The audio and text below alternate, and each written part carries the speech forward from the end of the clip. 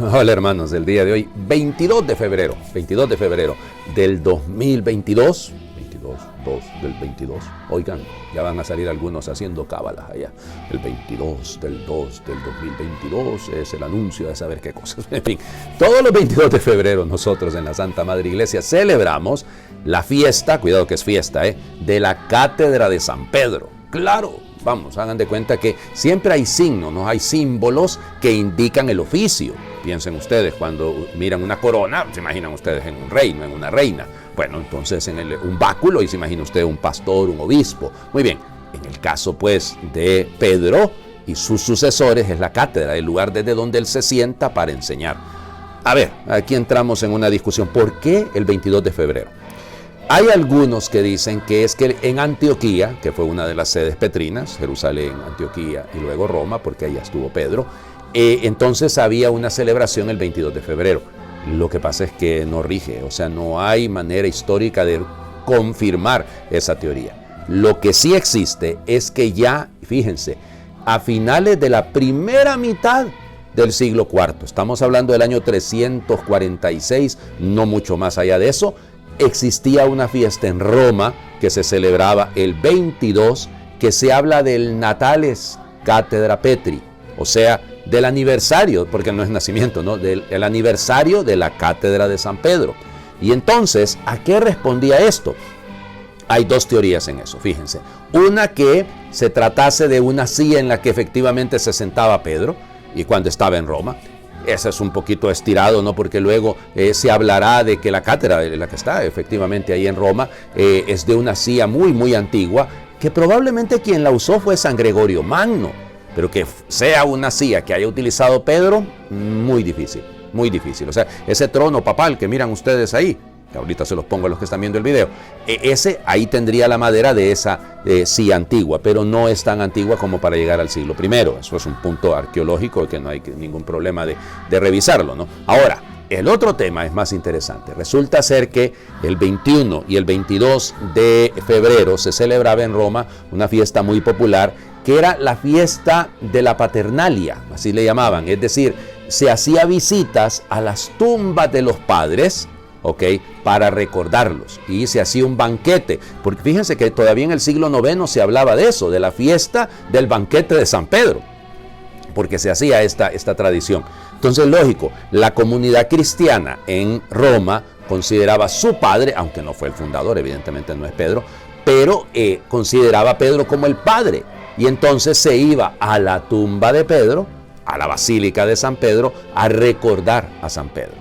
Y de ahí vendrá esta tradición. Se perdió en algún momento, sí, no están en algunos de los calendarios, en el gelasiano no está, por ejemplo, perdón que yo les hable de estas cosas, es que evidente, son muy importantes los sacramentarios, que son los que van dándole forma a lo que hoy en día llamamos año litúrgico, pero en esta época todavía se están configurando, así que por lo tanto hay que tener cuidado. Pero ya les digo, entonces, donde sí se conservó siempre la fiesta fue en Francia, fíjense, en la zona de las Galias. Ahí siempre estuvo la fiesta, nunca se perdió, mientras que incluso, como les digo, en Roma sí se había perdido. Pero es una celebración muy linda que nos recuerda la importancia y la figura del Santo Padre, que debemos respetar, venerar, acompañar y obedecer. Claro que sí. Vamos. Primera carta del apóstol San Pedro, capítulo 5, versículos del 1 al 4. Hermanos, me dirijo ahora a los pastores de las comunidades de ustedes. Yo, que también soy pastor como ellos, y además he sido testigo de los sufrimientos de Cristo y participante de la gloria que se va a manifestar. Apacienten el rebaño que Dios les ha confiado y cuiden de él, no como obligados por la fuerza, sino de buena gana como Dios quiere, no por ambición de dinero, sino con entrega generosa, no como si ustedes fueran los dueños de las comunidades que se les han confiado, sino dando buen ejemplo. Y cuando aparezca el Pastor Supremo, recibirán el premio inmortal de la gloria. Palabra de Dios. Te alabamos, Señor. Los consejos de un pastor a los pastores. Evidente, es un día para celebrar el pastoreo del Papa, claro que sí. No es la fiesta de San Pedro y San Pablo, no, acuérdense que eso será hasta junio, pero el 29 de junio. Pero aquí nos habla precisamente de su tarea como maestro, super en la cátedra, ¿no? El lugar desde donde se sienta para enseñar, pero también habla de que esa enseñanza, lo dice claro, ¿no? Con el ejemplo, con el buen ejemplo. Y miren qué lindo, me encanta esta construcción, ¿no? Dice él yo pastor como ellos. Es decir, Pedro no se separa. No, aquí estoy yo por encima. Entonces, escuchen, me voy a pontificar porque yo soy el Papa.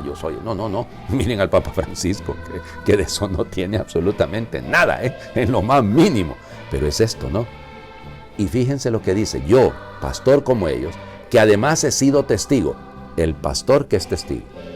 Claro, el pastor está llamado para ser un mártir.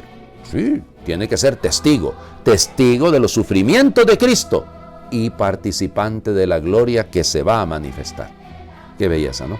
Para alcanzar la gloria hay que pasar por el sufrimiento. No hay otra manera. El puente para alcanzar el cielo se llama cruz. Y Pedro lo entiende.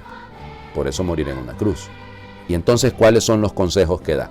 Fíjense bien. Son varios elementos, ¿no? Son 5 al menos.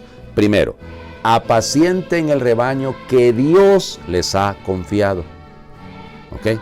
Dios me encomendó esa tarea, no me la di yo solito. Y cuiden de él, no obligados por la fuerza. No se puede ver esto como que si fuera, hay un castigo. De buena gana, dice Pedro, de buena gana, como Dios quiere. Entonces, fíjense, primer punto entonces, Dios me lo ha confiado y tengo que apacentarlo como Dios quiere, no como a mí se me ronca la regalada gana, sino como Dios quiere. No por ambición de dinero, y apareció el peine, diría Cantinflas. Ahí está el problema. ¿Cuántas veces usted mira pastores y pastoras por todos lados que en un pulular que honestamente es un asunto de negocio? Se vuelve un negocio, lo vuelven un modus vivendi. Y podrán casi tener la vocecita de la culebra, de la serpiente en el paraíso, y pueden engañar a un montón de incautos. Por eso uno tiene que tener cuidado. Ya no estamos en esto los que somos pastores para enriquecernos. Yo creo de todas maneras, en nuestro caso, se lo digo con mucha honestidad, no funcionaría. Para nada, no es el lugar para esto. No por ambición de dinero, sino con entrega generosa. Van viendo los balances, ¿no? Lo va diciendo, o sea, no con ambición de dinero, sino entregados. Mártir, testigo, pues, entregado. Cuarto, no como si ustedes fueran los dueños de las comunidades que se les han confiado, sino dando buen ejemplo. Entonces, cuidado, no somos dueños, somos administradores. Y esto es cabal, ¿no? O sea, cuando, yo voy a celebrar la misa como a mí se me ocurra, yo voy a hacer esto como a mí se me ocurra. Yo no estoy de acuerdo con lo que dice el Papa, el tal Francisco. No, ese no sabe. Ajá. Entonces usted se volvió dueño. Entonces ponga su iglesia, oiga. Yo no puedo celebrar la misa, para que me entiendan, a como yo quiero, sino como me lo enseña la iglesia, como la iglesia lo manda que celebre. Es decir, es clave esto, ¿no? O sea, yo no soy dueño de la comunidad, no puedo hacer con ella lo que yo quiera. No, tengo que estar obediente a Dios para eso. Y la quinta cosa, el premio no es aquí. Cuando aparezca el pastor supremo, recibirán el premio inmortal de la gloria. No es para que nos aplaudan. Fíjense que va a sonar feo lo que les voy a decir, ¿ok? Porque tampoco hay que lleguemos a un extremo malcriado y horrible, ¿no? Pero es que no hacemos las cosas como pastores para caerle bien a la gente, para buscar su reconocimiento, su aplauso. No, sino porque nos corresponde, y a veces toca tomar decisiones que no son agradables, que no son del gusto de la gente, pero hay que cuidar del rebaño. Porque no, claro, evidentemente que importa mucho el amor, el cariño, el afecto, lo necesitamos todos. Pero nuestro premio no está ahí. Nuestro premio está cuando venga el Pastor Supremo. Bueno, el Evangelio lo pueden intuir rapidito, ¿no? ¿Qué leerían ustedes para la cátedra de Pedro? Lógico, cuando a Pedro le dan las llaves, cuando a Pedro lo ponen al frente. Mateo 16, versículos del 13 al 19. En aquel tiempo, cuando llegó Jesús a la región de Cesarea de Filipo, hizo esta pregunta a sus discípulos: ¿quién dice la gente que es el Hijo del Hombre? Ellos le respondieron: unos dicen que eres Juan el Bautista, otros que Elías, otros que Jeremías o alguno de los profetas. Luego les preguntó: ¿y ustedes? ¿Quién dicen que soy yo? Simón Pedro tomó la palabra y le dijo: tú eres el Mesías, el Hijo de Dios vivo. Jesús le dijo entonces: dichoso tú, Simón, hijo de Juan, porque esto no te lo ha revelado ningún hombre, sino mi Padre que está en los cielos. Y yo te digo a ti, que tú eres Pedro, y sobre esta piedra edificaré mi iglesia. Los poderes del infierno no prevalecerán sobre ella. Yo te daré las llaves del reino de los cielos. Todo lo que ates en la tierra quedará atado en el cielo, y todo lo que desates en la tierra quedará desatado en el cielo. Palabra del Señor. Gloria a ti, Señor Jesús. ¿Se acuerdan que la semana pasada hemos leído este texto en la versión de Marcos, en el capítulo 8? Aquí es la versión de Mateo. Prácticamente parecen las mismas circunstancias, ¿no? Están en la región de Cesarea de Filipo, van de camino, es sobre el camino, es caminando, es en ese esfuerzo continuo hacia Jerusalén, en este caso, ¿no? Que Jesús va educando, va formando y va constituyendo, va creando su comunidad, que la constituye sobre Pedro. Pero las preguntas, ¿quién dice la gente? ¿Quién dicen ustedes que soy yo? La respuesta aquí, ¿se acuerdan en Marcos la semana pasada? Tú eres el Mesías, punto. Aquí Mateo elabora, porque Mateo judío escribe a judíos y por eso el lenguaje es claro, ¿no? Tú eres el Mesías, el Hijo de Dios vivo. ¿Ok? Ese es un término del mundo hebreo, Alá Jajai, el Hijo del Altísimo, el Hijo de aquel que vive. Bueno, es importante esto. ¿Por qué? Porque Pedro no es depositario de una doctrina, sino de una vida. Acuérdense en el libro de los Hechos de los Apóstoles, cuando el ángel los saca de la cárcel, a Pedro y a Juan, y les dice, y vayan a enseñar al pueblo sobre este nuevo modo de vida. Miren, la iglesia no está para preservar doctrinas. Cuidado, claro que sí. Para eso existe la Congregación de la Doctrina de la Fe, ¿no? Que ahora el Papa Francisco ha dividido en dos partes, ha organizado en dos partes. Sí. Pero no es solo por eso. O sea, la tarea de la iglesia, la misión de la iglesia es ser vitalizante, es transmitir vida, hablar de un Dios vivo, de un Dios que ha vencido a la muerte. Y por eso tú eres Pedro. Y sobre esta piedra, ay Dios mío, que yo lo he escuchado predicar en algún momento. No evidentemente de gente católica, evidente que no. Ay, los católicos que inventan eso, que ahí no se refiere a Pedro, sino que se refiere a Jesús, que Él va a construir sobre esta piedra y se refiere a Él. Ay, Madre del Señor, como no saben ni papa, ni hablan bien el castellano y pretenden hablar griego ahora y entender griego y nunca lo han estudiado. No, sobre esta piedra es un acusativo, está diciendo esa piedra, o sea, es Pedro el que es la piedra. Y por eso, y no es piedra, es roca, sólida. Como están en Cesarea de Filipo, había ya en el fondo, caminando hacia Cesarea de Filipo, en esa región de Cesarea de Filipo, una inmensa roca que le llamaban precisamente la piedra de Dios. Y entonces por ahí viene, ¿no? Sobre eso se levantaba el asunto. Y esto, lindísimo, el texto nos lo enseña.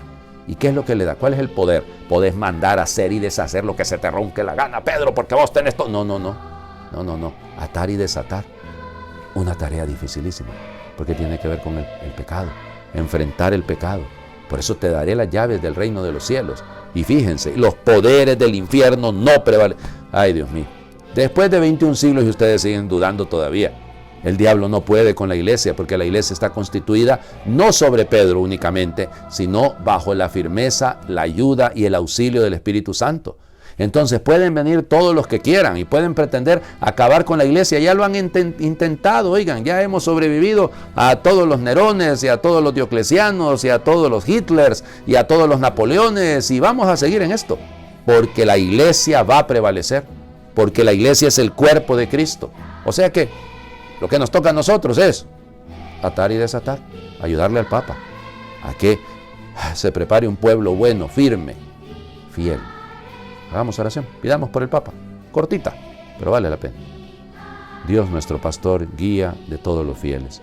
Mira con bondad a tu Hijo Francisco, a quien constituiste pastor de tu iglesia, y sosténlo en tu amor, para que con su palabra y su ejemplo conduzca al pueblo que le has confiado y llegue juntamente con él a la vida eterna. Amén.